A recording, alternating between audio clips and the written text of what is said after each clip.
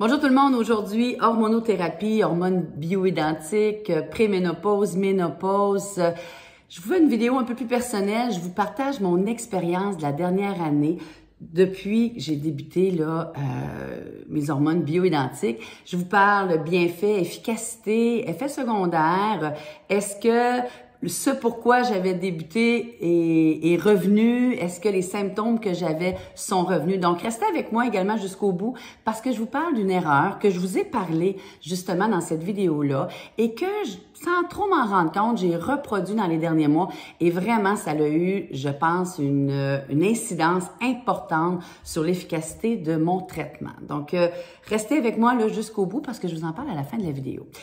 Écoutez, certaines parmi mes clientes m'ont dit, il me semble que tu es jeune pour commencer l'hormonothérapie. Moi, ça faisait quand même 10 ans l'année passée que j'avais des règles irrégulières, que j'avais des symptômes quand même relativement importants. Mais dans les 2-3 dernières années, ça a, comme on dit, amplifié mes symptômes. J'avais une migraine quotidienne à tous les jours depuis 2-3 ans. À tous les jours, j'avais mal à la tête. J'avais une énergie, j'avais pas beaucoup d'énergie.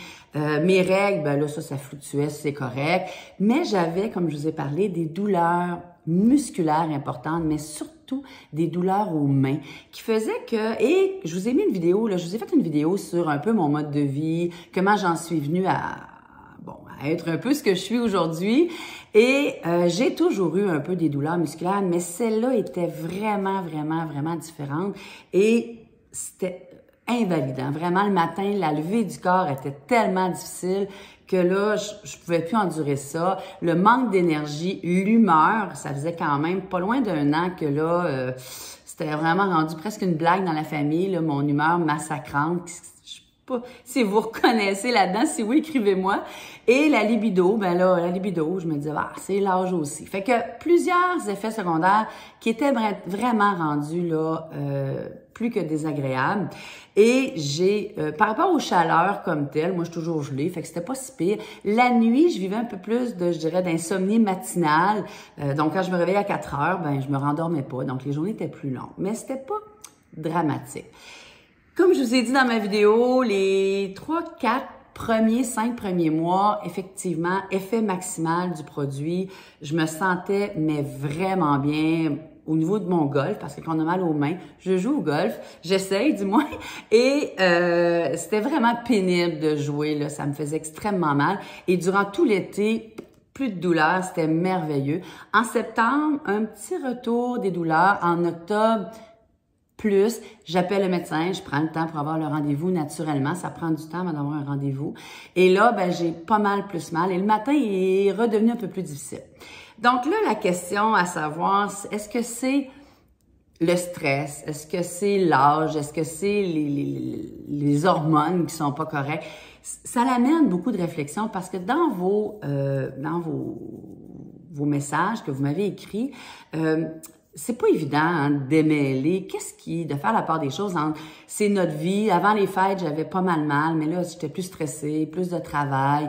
Qu'est-ce qui fait la différence? Et comme je vous ai écrit, sous-estimez pas, je pense, il faut pas sous-estimer tous les facteurs, que ce soit environnementaux, personnels, de santé, sur nos symptômes qui semblent être des symptômes dus à la préménopause ou à la ménopause.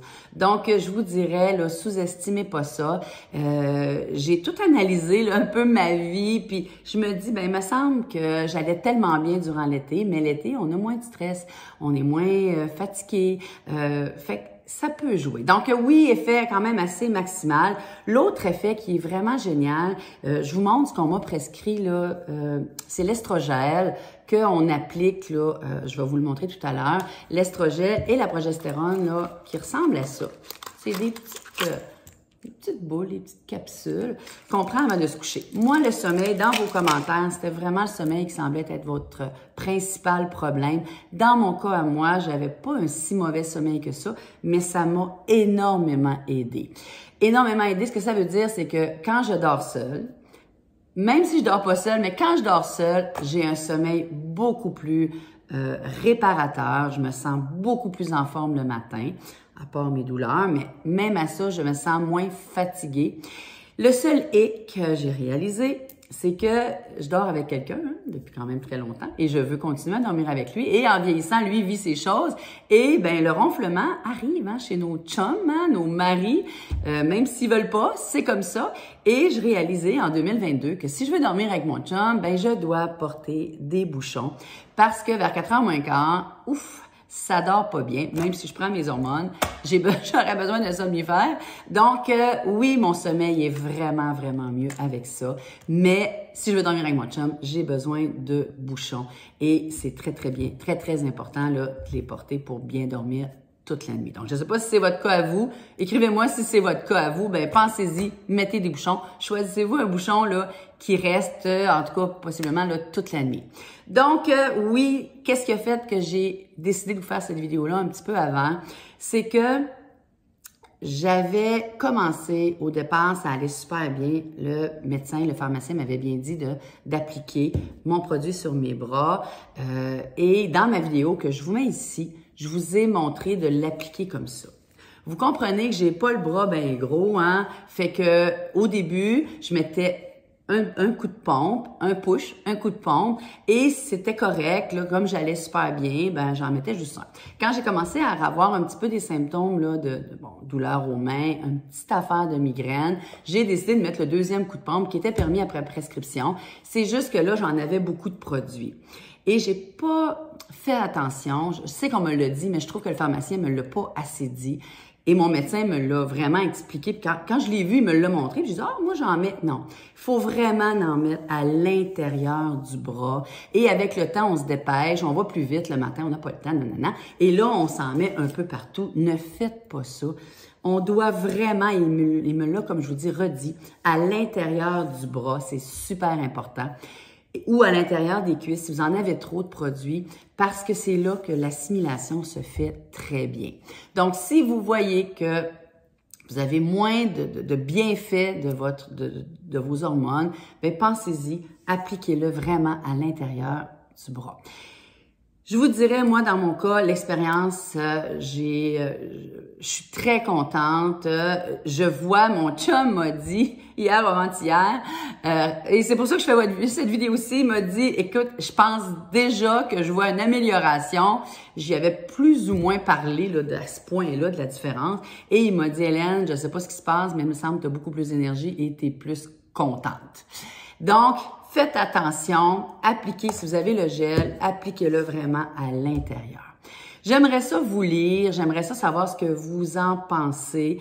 Est-ce que de votre côté, ça va bien? Si vous avez commencé, si vous voulez commencer, si vous avez besoin de conseils que je peux peut-être vous donner par rapport à mon expérience personnelle, ça va me faire très plaisir. Si vous avez, comme toujours, apprécié cette vidéo-là, ben je vous demande de la liker, commenter, comme je viens de vous dire. Et ben je vous souhaite de prendre soin de vous. Continuez à prendre soin de vous. Nous sommes les personnes les plus importantes pour nous-mêmes. Donc, je vous souhaite une belle journée et à très bientôt. Au revoir.